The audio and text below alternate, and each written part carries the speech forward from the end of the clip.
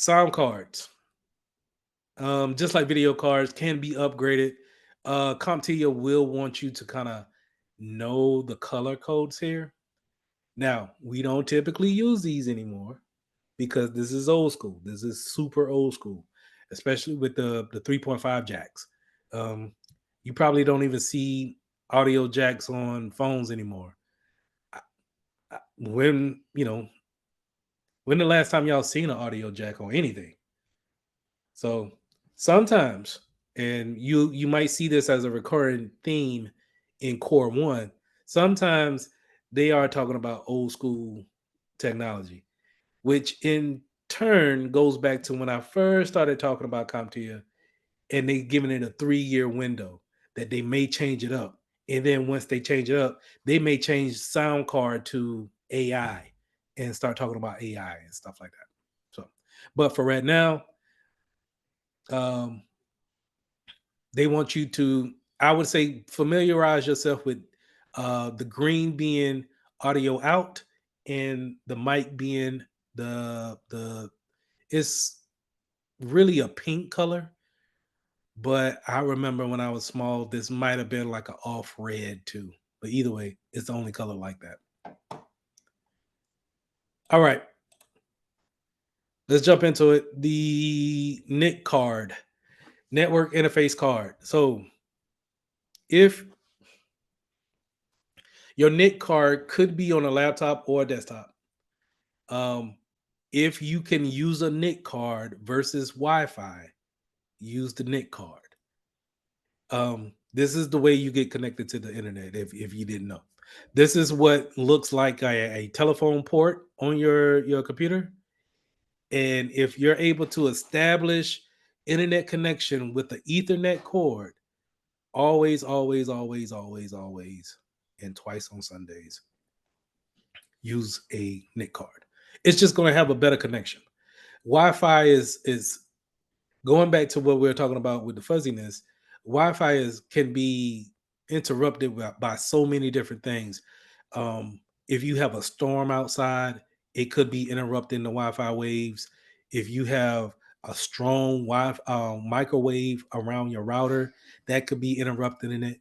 Um, Case in point, if you have slow internet, and if your router, your modem that came from the telephone company, if that's tucked away, like surrounded by different things, or just kind of is not in the open, then that's degrading your Wi-Fi signal as well. We need to get that thing open. We preferably want to have it in the middle of the house, away from everything, in order to give a good signal off. If it's not able to do that, then it's breaking it down. So I'm old enough to remember a radio, and a radio that has an antenna. And back in the day when I wanted to listen to a particular station, I would have to put the antenna a certain way in order to get a clear signal, right? So same thing with a Wi-Fi signal is that we just don't have antennas, right? They give you the little box, and then they don't we are accustomed to not actually turning the box. But when you think about it, it's just giving off a radio signal, and the radio signal can be degraded through walls.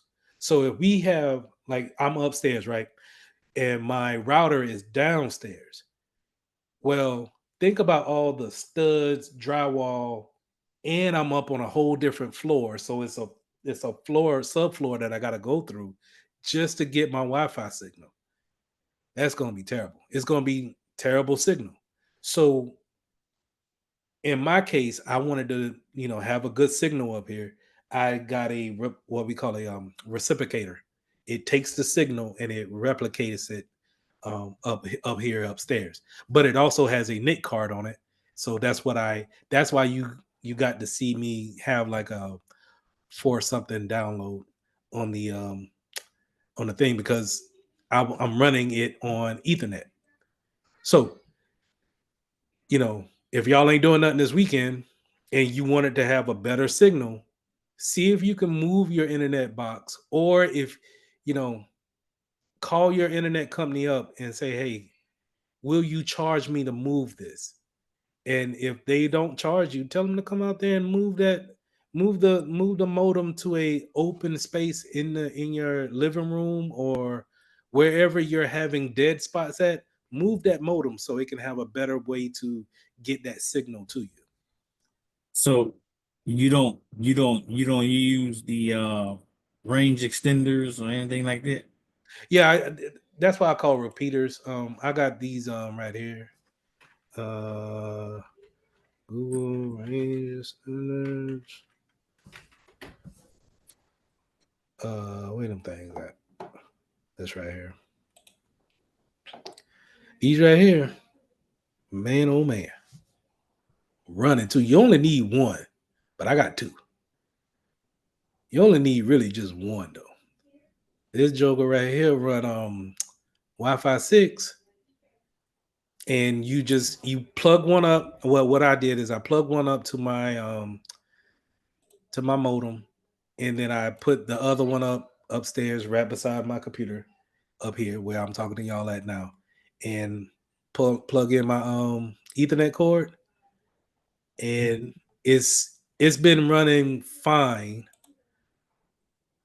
and I still need to reset it like maybe every 3 or 4 months. Just kind of unplug it, plug it back in. That's good maintenance though for anybody up here too. If if your Wi-Fi is just kind of sluggish at this point, it's not gonna hurt anything. Before you go to bed tonight, unplug it for 10 seconds, plug it back up, go to bed, come wake up in the morning. It should run naturally faster because sometimes it just gets bogged down. Well, see, I just recently switched to uh the Verizon home internet. I just Yeah. had that box there that I use, and it's just pretty good for the space that I'm in. I'll tell you another thing you could do. If if y'all want, you should call your telephone company and just have them. You should be entitled to a upgrade in modem. Tell them to come out there and just upgrade your modem to the Wi-Fi 6. If you're running 5G, which okay, we'll get into that during networking, but sometimes you might see 5G here, but Hmm. what I'm saying is that there's a there's a whole network technology for 6G. And if your modem is not designed to read that, then it's not going to be able to read it. But that's where we're at.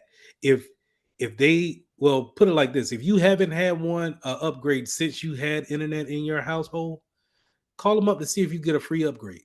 They may just give you one.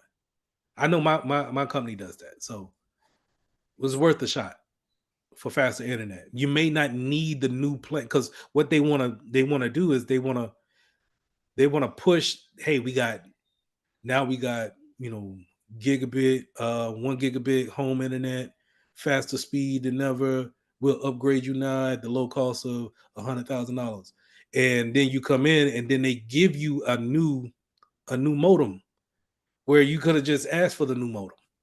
So instead of getting the plan too Well, mine says 5G UW. on the network, Yeah. call them and see. Can't hurt. The only thing they can say we ain't got it.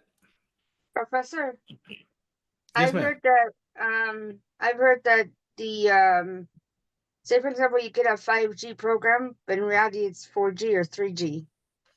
That Now there are places that do that. Like for example, Metro PCS does that. don't get that confused with your mobile signals. Now in the mobile signals, I kind of believe that it might be we're still on the 4G LTE. That LTE means long-term evolution. So with that acronym of 4G LTE, that really kind of says that we're never going to go higher than that. But then it was just this quick push to push 5G out, right? We got 5G out, and I don't know if y'all paid attention, you realize how like Apple didn't pick up the 5G um marketing scheme. They didn't really market it to the 5G whole. Hey, we got it now. It was just I kind of like we. not Go to ahead. throw shade on any Apple owners. My dad is one of them, but Apple is basically the same. The same system on every phone, like since the oldest phone of Apple that came out. Technically speaking, the software is not literally updated. It's just a marketing scheme. At least that's what I've been told. I I'm not gonna go that far, but they do have similar skins. They You could have an older phone and still, if the OS can fit on that phone, they will push it to that phone. But you may not have certain features. So I'm assuming, everybody might get a text feature and it may look the same on the interface, but they may not get Apple Intelligence if they don't have the iPhone 16. So, but I understand what you're saying, and it's not bad though. At the same time, when I really think about Apple, I try to have all like my parents have Apple phones. Not saying that it's an old person phone, but I don't have to explain nothing to them when it comes to an Apple phone. They get it. When it comes to a Samsung, man, you might have to throw that in the water because there's so many things that you can do with a Samsung phone that can be complicated and then frustrating for the user. So while I don't get with Apple, I understand why they have a set standard of what they do, which is actually a great security standard, because they don't let you really change much about anything. But then Samsung, on the other hand, man, we out here, and I ain't gonna get into that. All right. Let's finish up. We got 5 slides, and then I'm gonna let y'all. Well, I gotta do the. Then we get into this PBQ. All right, legacy cables. So keyword here, legacy.